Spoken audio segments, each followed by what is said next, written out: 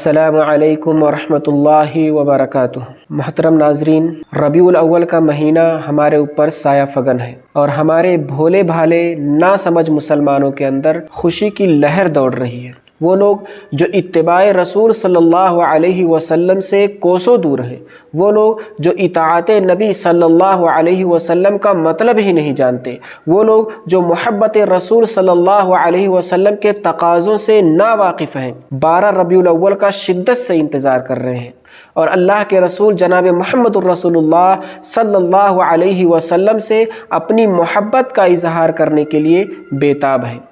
حالانکہ یہ جشن عید میلاد النبی محبت رسول صلی اللہ علیہ وسلم کا ثبوت نہیں بلکہ شریعت اسلامیہ کا مذاق ہے، دین اسلام کی مخالفت ہے، اللہ کے رسول جناب محمد الرسول اللہ صلی اللہ علیہ وسلم کی شان میں گستاخی ہے، صحابہ کرام کے طرز عمل سے بغاوت ہے، نیکیوں سے دوری اور برائیوں کی دعوت ہے۔ عید میلاد النبی منانے والے محبت رسول صلی اللہ علیہ وسلم سے بالکل انجان ہیں، کیونکہ جو لوگ اللہ کے رسول صلی اللہ علیہ وسلم سے سچی محبت کرتے ہیں وہ کبھی بھی دین اسلام کا مذاق نہیں بنا سکتے۔ جو لوگ اللہ کے رسول صلی اللہ علیہ وسلم سے محبت کرتے ہیں وہ کبھی بھی آپ کے یوم وفات پر دھوم دھام سے ناچتے گاتے ہوئے جلوس نکال کر کے جشن کا اہتمام نہیں کر سکتے۔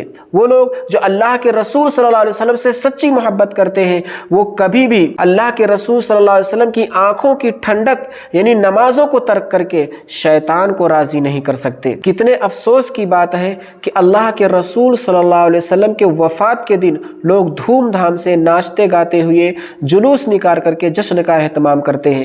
کیا یہی اللہ کے رسول صلی اللہ علیہ وسلم سے سچی محبت ہے؟ افسوس صد افسوس۔ لوگوں کو غور کرنا چاہیے اور وہ کام جو نہ اللہ کے رسول صلی اللہ علیہ وسلم نے کیا اور نہ ہی صحابہ کرام نے کیا، نہ اس کی کوئی دلیل قرآن میں ملتی ہے اور نہ ہی حدیث میں ملتی ہے، ایسے کام کو انجام دینے سے بچنا چاہیے۔ اللہ رب العالمین سے دعا ہے کہ اللہ رب العالمین ہمیں سچے دل سے اللہ کے رسول صلی اللہ علیہ وسلم سے محبت کرنے کی توفیق عطا فرمائے۔ اللہ تعالیٰ جب تک ہم کو اس دنیا میں زندہ رکھے، دین اسلام پر زندہ رکھے، جب ہمارا خاتمہ ہو ایمان پر ہو، آمین۔